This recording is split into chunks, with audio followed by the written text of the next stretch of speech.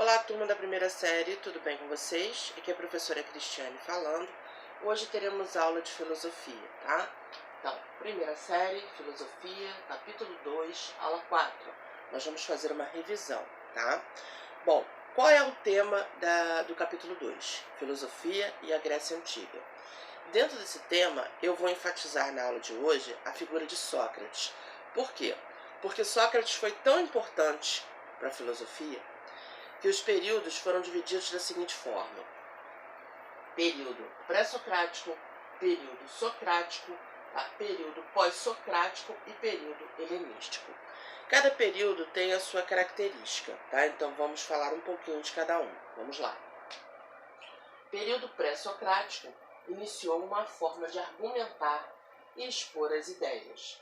A filosofia foi usada para tentar esclarecer e expor as ideias, utilizando, obviamente, a razão. Tá? Período socrático foi caracterizado pela investigação centrada no homem. O homem, o ser humano, passa a ser uma figura central, né?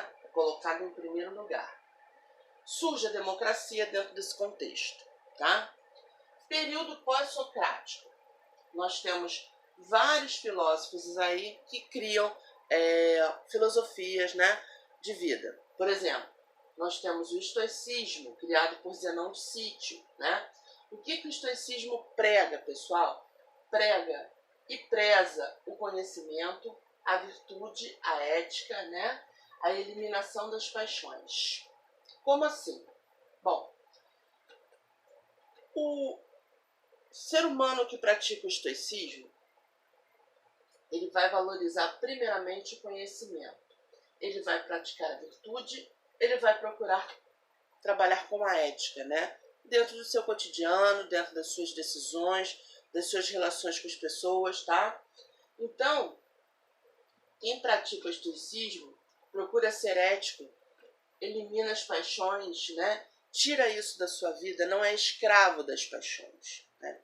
Então procura ter uma vida virtuosa para poder viver feliz, né? Ter felicidade. E realmente, se a gente pratica a virtude, a ética e elimina as paixões, não é escravo das paixões, né? Das coisas do dia a dia, não se apega a bens materiais, procura viver de forma saudável, de forma tranquila, logicamente você vai eliminar um monte de problemas da sua vida, tá? Até hoje existem pessoas que praticam o estoicismo, são chamados estoicos, ok? Foi uma disciplina criada por Zenão de Cítio. Epicurismo, busca da felicidade, conduta excelente gerava o bem. Então, epicurismo foi criado pelo filósofo Epicuro de Samos, né? E o que prega essa filosofia de vida, tá? O ser humano ele vai buscar a felicidade através de uma conduta excelente que gerava o bem. Então, se eu tenho uma vida saudável, tá? Se eu pratico o bem, eu não vou gerar danos para o meu corpo. Diferentemente, se eu levo uma vida desregrada, né? Se eu tenho hábitos ruins, eu vou gerar danos para o meu corpo. Né? Então, aquele velho ditado, quando a cabeça não pensa, o corpo padece, realmente é um ditado que tem tudo a ver. Tá, pessoal? Então, vocês fiquem cientes disso. Dentro do período pós-socrático, existem esses dois conceitos aqui. Tá bom? O estoicismo e o epicurismo. Os dois buscam a felicidade e o bem-estar. Bom, no período helenístico, né, dentro desse contexto do período helenístico, o que foi tratado? Foi tratado as relações entre o homem, a natureza e Deus. Dentro desse período, floresceu o quê? A ciência e o conhecimento, tá? Então, a ciência obteve um grande desenvolvimento, as pessoas eram extremamente cultas, né? Houve fusões culturais, tá?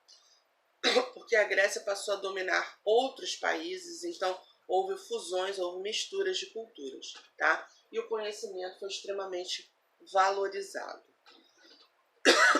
Perdão, pessoal. Então, Sócrates, ele foi muito importante e ainda é muito importante para a filosofia, tá? Quero ressaltar que dentro do contexto do período socrático, que foi o período que Sócrates viveu, ele desenvolveu a questão do diálogo com a ironia e a maiêutica. Pessoal, são palavras diferentes, mas são super importantes, tá? Esse diálogo de Sócrates são dois momentos. O momento da ironia é onde Sócrates, em praça pública, né, na ágora, chegava para a pessoa e perguntava para a pessoa coisas que a pessoa achava que sabia. E Sócrates dava a impressão que não estava sabendo do que estava perguntando. E ele instigando a pessoa, perguntando cada vez mais. Até que a pessoa tomava ciência de que ela não sabia de nada. Por isso aquela famosa frase, só sei que nada sei. Tá? Então ele estimulava a pessoa a cair em si e fazer com que a pessoa percebesse que ela não sabia sobre nada, que o conhecimento dela era raso, superficial. A partir desse momento em que a pessoa reconhecia, né, porque para aprender a gente tem que ter humildade, tanto quanto para ensinar, né, a gente poder absorver o conhecimento, quando a pessoa tinha consciência e aceitava a sua ignorância, pessoal, ignorância no sentido de desconhecer, tá? Sócrates ia para a segunda fase, que era a maiêutica, ou seja, ele demonstrava o conhecimento, né? Mostrava para aquela pessoa que ela era um novo ser e que esse novo ser estava aberto ao conhecimento, um conhecimento verdadeiro, profundo, né? E esse conhecimento ia ajudar muito na vida da pessoa. Então, era esse o momento em que ele explicava, né? Em que ele ensinava esse novo ser, né?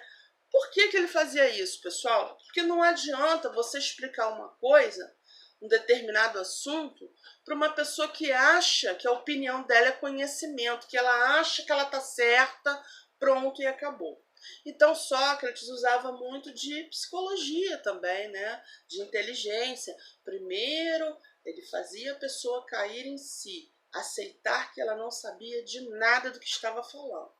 E aí depois ele partia para o segundo tempo do diálogo, né? A maiêutica, né? Bom, esse ser agora está pronto para absorver o conhecimento. Então agora eu vou explicar, eu vou ensinar. E aí nascia um novo ser, né? Que absorveu o conhecimento, que aceitou o conhecimento, não conhecimento superficial, raso, né?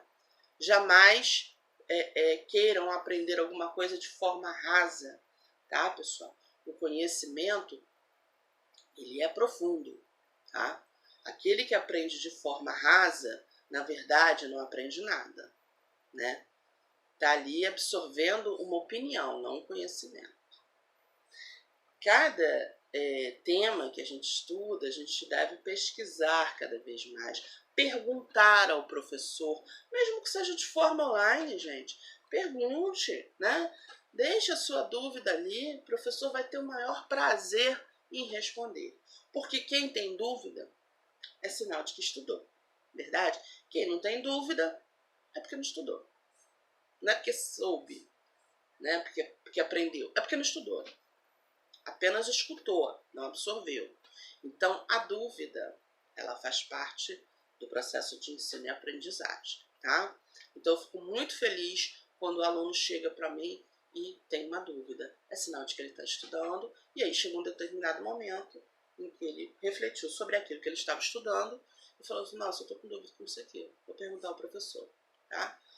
E eu estou pronto aqui para tirar qualquer dúvida, tá, pessoal? Então, o que eu procurei enfatizar na aula de hoje foi a questão de Sócrates, porque ele foi um divisor de águas dentro do contexto da filosofia, tá? Então, essa questão do período pré-socrático, antes de Sócrates, socrático foi o período que Sócrates viveu, pós-socrático foi o período após a morte de Sócrates, tá? Mas ele deixou discípulos, e o período helenístico são divisões dentro do contexto da filosofia, tá? Qual o trabalho proposto para vocês? Disserte sobre Sócrates, tá? Pesquisem sobre Sócrates, mas escrevam de próprio punho, tá, pessoal? Não é simplesmente chegar lá, ver um texto sobre Sócrates, colar, copiar. Não, tá? Pesquisa não é cópia, eu sempre falo isso. Vai lá, pesquisa sobre ele, sobre a vida dele, sobre a obra, né? Sobre o legado que ele deixou, sobre as ideias dele. E coloque lá no papel bonitinho, tá bom? Faça uma dissertação. A dissertação ela tem introdução, desenvolvimento e conclusão. Tá bom, pessoal?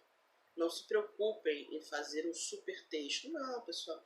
10 linhas, tá tranquilo, tá? 12, 13 linhas. Tá de boa, tá bom? Exercícios. Peço a vocês que, por favor, façam exercícios diversos, número 1, página 8. Questões, tá? 9, 10 e 11, tá bom? Eu vou ficando por aqui, desejando a vocês tudo de bom. Fiquem com Deus e até a próxima aula.